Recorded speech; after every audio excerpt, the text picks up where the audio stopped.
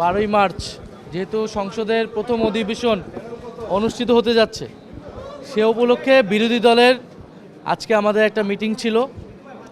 যারা 11 দল আমরা একসাথে নির্বাচিত করে বিরোধী দলের জায়গায় এসেছি।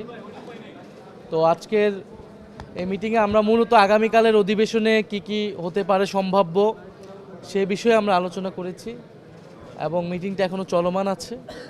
আমার একটা ব্যক্তিগত কাজের কারণে আমি বের হয়ে চলে যাচ্ছি।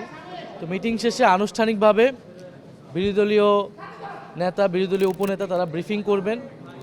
প্রাথমিকভাবে আমরা আগামীকালকের স্পিকার নির্বাচন হওয়ার কথা, ডেপুটি স্পিকার নির্বাচন হওয়ার কথা, এই বিষয়গুলো আলোচনা হয়েছে। সেখানে আমাদের ভূমিকা কী থাকবে, রাষ্ট্রপতির ভাষণের একটা বিষয় আছে, সেই বিষয়ে বিরোধী দলের ভূমিকা কী থাকবে, এবং আমরা যেটা বলে এসেছি যে সংবিধান সংস্কার পরিষদ শপথ যেহেতু আমরা নিয়েছি সংবিধান সংস্কার পরিষদের সদস্য হিসেবে, সরকারি দল নেয়নি, আমাদের একটা দাবি আছে যে সংবিধান সংস্কার পরিষদের শপথ নেওয়া এবং এই সংসদটাকে সংবিধান সংস্কার পরিষদ হিসেবে কার্যকর করা।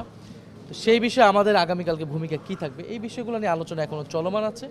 কী সিদ্ধান্ত হলো এটা আপনারা মিটিং শেষে জানতে পারবেন। ডেপুটি স্পিকারের একটা আলোচনা আছে, এটাও আপনারা মিটিং শেষে, সেখানে আলোচনা এখনও চলমান আছে। মিটিং শেষে আপনারা, আমি যে শুধু টপিকগুলো বলে গেলাম। Thank you.